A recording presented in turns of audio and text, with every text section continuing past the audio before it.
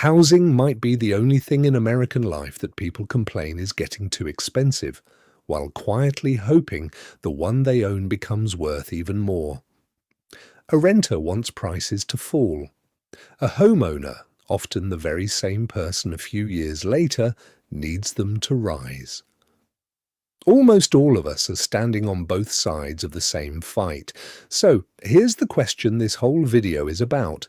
If everyone agrees housing costs too much, why does the system keep making it cost more? It's tempting to reach for a villain: greedy developers, Wall Street, foreign buyers, boomers. But there isn't one. And that is exactly why this is so hard to fix. What's really going on is closer to a machine, a set of gears, each one turned by ordinary people acting completely reasonably, that together can only spin in one direction. Over the next few minutes, we're going to build that machine in front of you, one gear at a time, until you can see precisely why it can't run in reverse. And the first gear is the simplest of all: demand.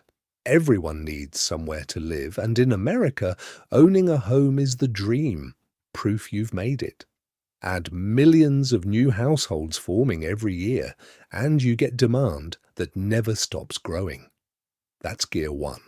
Now watch what happens when it meets money.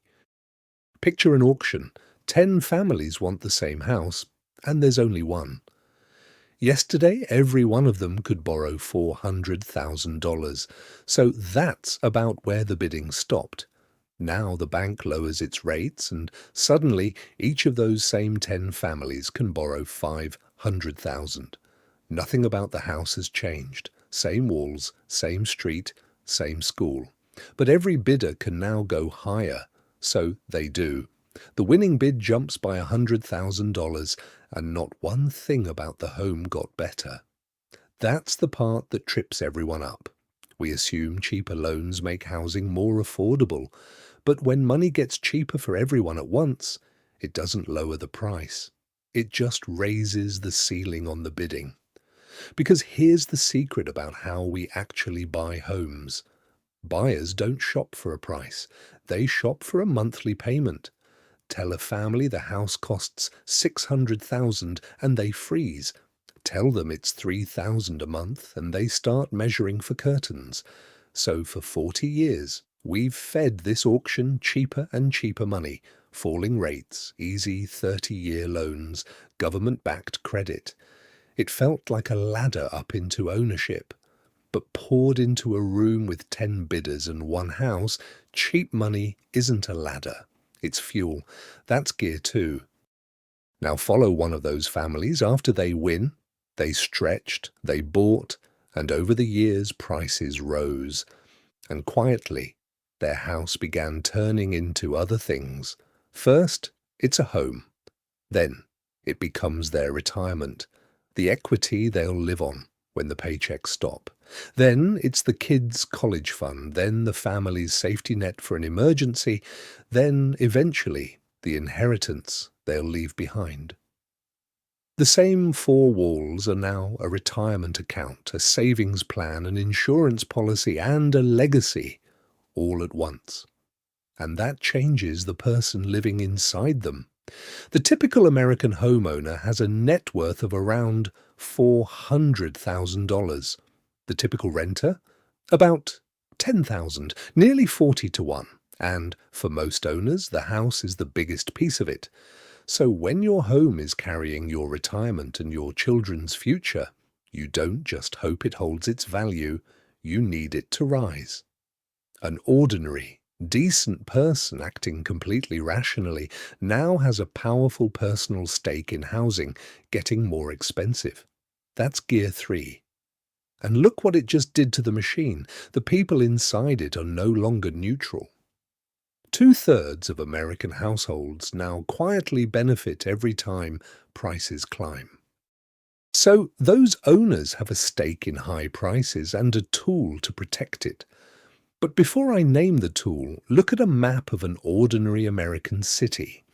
Here's all of its residential land. Now, a simple question. How much of it do you think allows an apartment building, the cheapest way to house more people? Take a guess. The answer, in city after city, is barely any. Across the United States, roughly three-quarters of residential land is reserved, by law, for detached single-family homes. In San Jose, in the most expensive housing region in the country, it's about 94%. On most of the land, an apartment is simply illegal to build. That tool is called zoning. But the map is only half the story. The other half is who shows up. Housing gets decided at city council meetings and zoning hearings, and where today's homeowners vote, organize, and pack the room. The future residents who would benefit from new housing don't live there yet.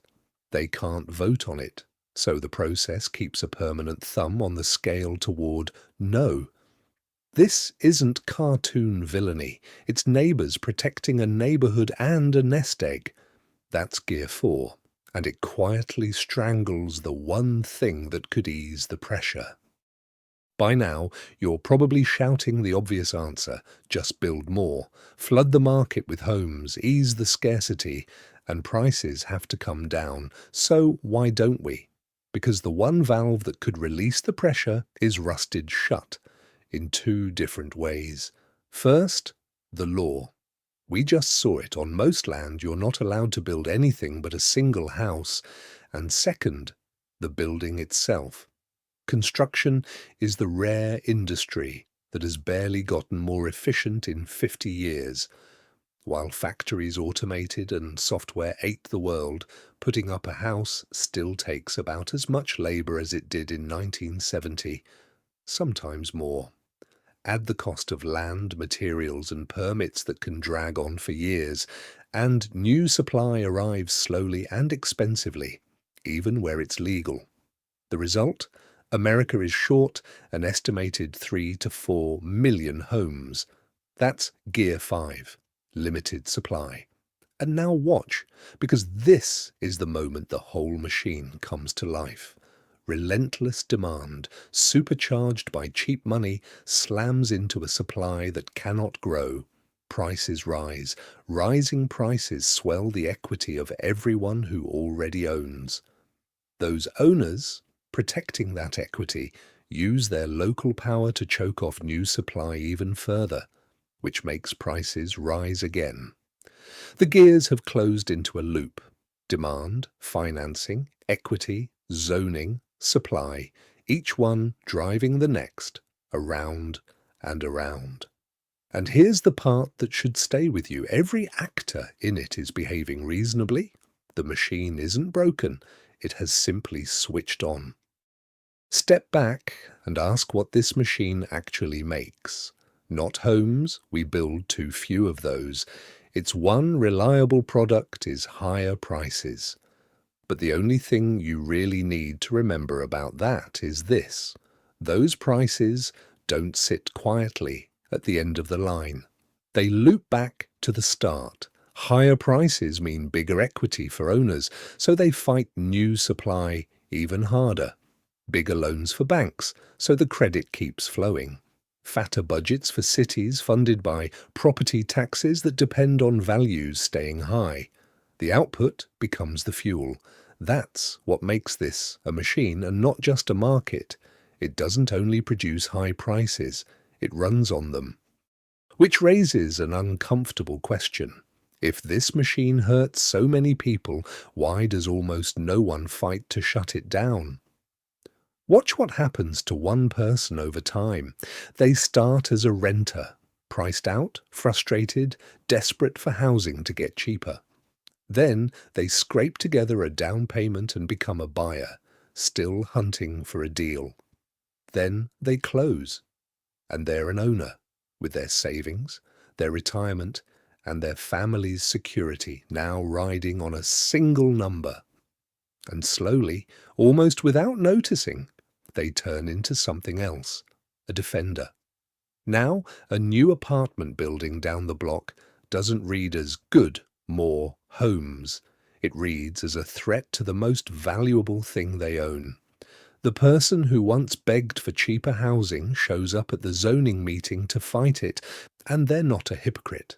They're responding rationally to everything we told them a home was supposed to be. That's Gear 7, the wealth effect.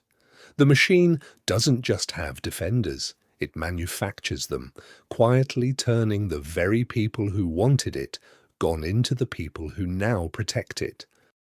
So here is the whole machine, finally turning. Demand, financing, equity, zoning, limited supply, higher prices, and the wealth that pulls nearly everyone onto the same side. 8 gears, locked together, spinning in one direction. Now, let's try to fix it. The cure for high prices is the simplest thing in the world to name: lower prices. So let's push that into the machine and watch what happens. Lower prices reach the homeowner and threaten their nest egg. They reach the bank and threaten its loan book. They reach the city and threaten its budget. They reach the neighbor, who blocks the permit.